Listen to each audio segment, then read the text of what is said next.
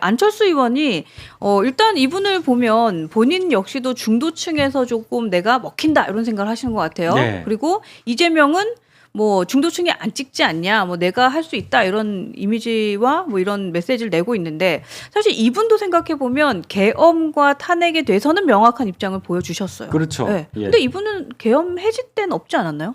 그때 제 기억에는 없었던 것 같은데. 못 들었죠. 그렇죠. 그때 18명에 아마 안 들어왔던 외국 것 계셨던 같은데. 것 같은데. 아, 그렇죠. 외국 계셨나? 하여튼 그때 18명 안에는 없었어요. 예. 근데 이분도 사실 생각해 보면 진짜 우리나라에서 굉장히 센세이션했던 시기가 있었던 분인데 지금은 지지도가 되게 안 나오더라고요. 안 나오죠. 네. 이 이유는 뭐라고 보세요? 그러니까 일단 안철수 의원이 등장을 한 게 네. 이명박 대통령 때 무릎팍도사 나오고 하면서 2011년도 서울시장 재보궐 때 이제 거의 이제 되는 막 뭐 새정치 이래가지고 했는데 그쵸. 박원순한테 갑자기. 양보를 했잖아요. 네, 네. 그 털북숭이 이렇게 네. 등산복 차림으로 온 전 사람한테. 저분이 누군지도 몰랐는데 저분 정치를 할 분의 몽타주가 아닌데 이런 생각했었어요. 그래서 그때 놓친 거예요, 기회를. 음, 그때 서울시장을 했었어야죠. 그러니까 그 타이밍 그러면 다음에 하면 되지.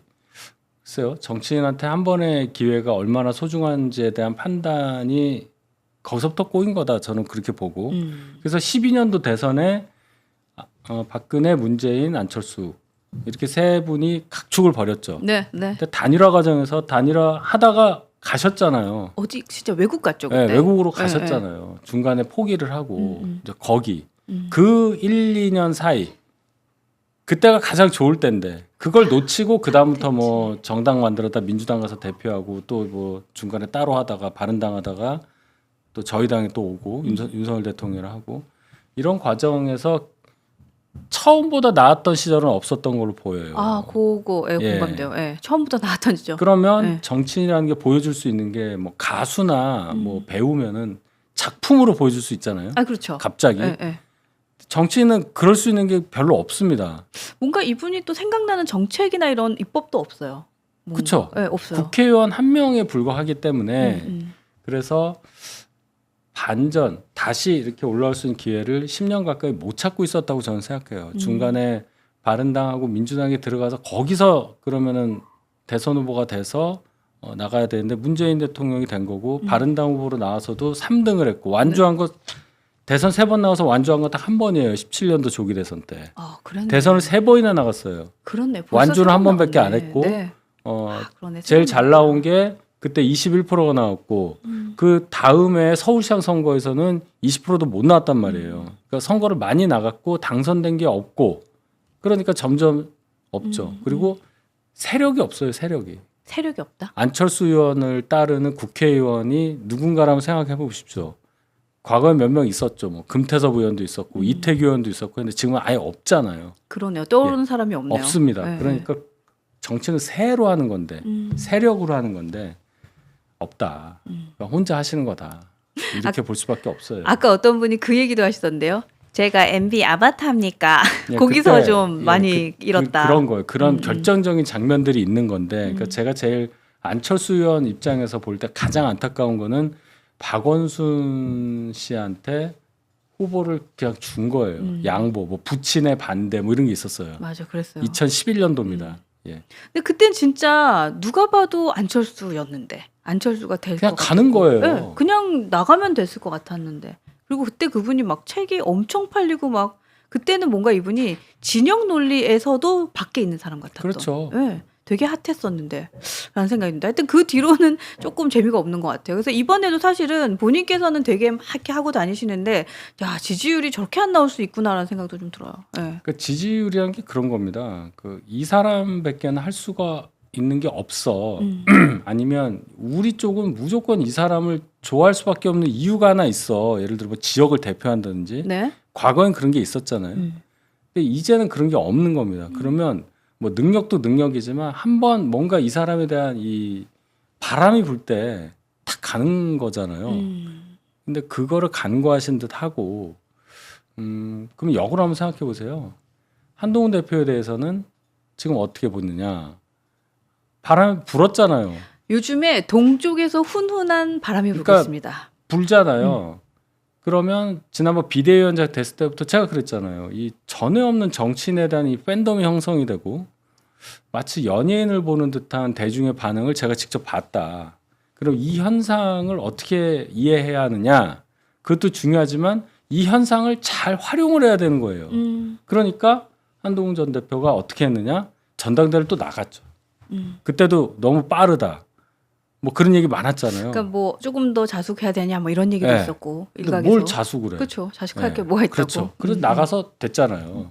근데 이번에도 마찬가지예요. 다들 한번 참아라 하는데 그 판단인 거예요. 뭐 모르겠습니다. 아직 결과 안 나왔지만 이 날이면 날마다 오는 그런 장날이 아니란 말이에요. 그러면 이 상황에서 나가야 되냐 말아야 되냐 판단 그럼 본인이 하는 건데 제가 볼 때는 판단이 옳았다고 생각합니다. 이제 출마 선언하고 그러니까 그 네. 버프를 받아서 이제 가는 거죠. 이렇게.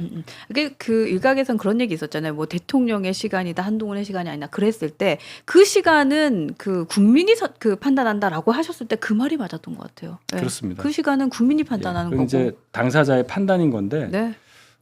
어쨌든 지금까지는 우리가 2월에 책을 내면서부터 제가 그 말씀 드렸잖아요. 평범하지 않은 방식으로 복귀를 할 거라고 했고 책을 내면서 복귀를 했고 그러면서 책이 많이 엄청나게 팔렸고 그러면서 슬슬 올라오는 이 과정이 네. 계획된 거라고 말씀드리기보다는 그냥 예상이 좀 되는 그 얘기는 순리에 맞게 갔다. 저는 그렇게 평가를 해요. 네. 네. 그럼 이제 앞으로 한 달 안에 경선이 이제 결과가 나올 텐데 그것도 순리에 따라 갈 거다. 그러니까 너무 걱정하지 마시라. 제가 그 말씀 드리는 겁니다. 그 저희가 왜 이런 얘기 많이 하거든요. 한동훈 대표가 이제 시간이 지나서 뒤돌아보면 한동훈 대표가 다 맞았네 이랬거든요. 근데 그렇죠. 저는 방송하면서 느끼는 게 시간이 지나서 이렇게 뒤돌아보면 예. 우리 공달 선생님의 그 예언과 일정이 다 맞았네. 요거 있어요. 저는. 제가 뭐 예언하는 사람은 아니고요. 네. 근데 그게 착착착착 맞아요. 그래서 저도 아 그렇구나라고 생각할 때가 한 번씩 있어요. 제가 이제 대선만 이번이 4번째입니다. 제가 중간에 아주 주니어 때 회사 다니다 관두고 이명박 때 이제 말진으로 완전 애기로 그냥 해서 받고 박근혜 대통령, 우리 윤석열 대통령 때는 좀 일을 좀 했죠. 홍준표 시장님 중간에 조기 대선 제가 아예 안 했어요. 그건 뭐 할 수가 없는 상황이어서. 그럼 이제 4번째인데 그럼 이제 좀 감이 오죠. 그 어떤 게 있느냐. 이게 좀 조금 멀리 봐야 돼요. 적어도 한 일주일 이상 이걸 했을 때 일주일 후에 여론 반응이 어떨까까지는 보고 수를 둬야 된다고 생각을 해요. 이랬는데 이렇게 반응하면 어떻게 되냐? 물론 하루를 볼 수도 있는데 그 다음에 전체적으로 이렇게 멀리 또 봐줘야 됩니다. 이 사람은 어떻고 결국은 상대평가니까요. 그래서 그거를 가지고 이 틀을 가지고 쭉 가야지 이렇게 가지고 가다 보면 굉장히 어려운 경우가 발생을 하더라. 놓치는 경우가 예. 생길 수 있겠네요. 그래서 제가 종합적으로 볼 때 지금 한동훈 대표 주위에 이제 거의 자원봉사 수준으로 도와주시는 분들이 많이 있는데 이 돌아가는 거, 이 성과, 퍼포먼스, 그다음에 뭐 이 끈끈함 이런 것들이 다른 어떤 경선 전 캠프보다 좋아요. 지금 상황이. 아니, 제가 그 재밌는 얘기 해드릴까요? 저희가 같은 건물이잖아요. 그러니까 저희도 카톡이 와요. 카톡이 뭐라고 오냐면 앵커님 혹시 알바 안 구합니까? 이러고 와요. 그리고 자기는 가까이에서 뭐라도 하나 더 돕고 네, 싶다는 하시고 거예요. 싶죠. 네. 그리고 청소 안 구하십니까? 뭐 이런 얘기도 하시고 그러니까 그 말씀하신 대로 진짜 핫해요. 네. 네, 지지자분들 마음도 그거를 핫하고. 이렇게 보시면 됩니다. 선거 캠프라는 게 되게 막 거창한 것 같아도 별거 아니거든요. 거의 뭐 그냥 아주 작은 하나의 그냥 사무실 몇 개 있는 거예요. 그러니까 뭘 도와주시고 싶어 하시는지 충분히 제가 아는데 결론은 뭐 앞으로는 이럴 수 있어요. 지방을 돌면서 토론회를 많이 할 겁니다. 예, 그때 이제 시간이 되시는 분을 와주시면 제일 그게 힘이 되는 거고 그 다음에 주변에 이제 제가 말씀드리잖아요.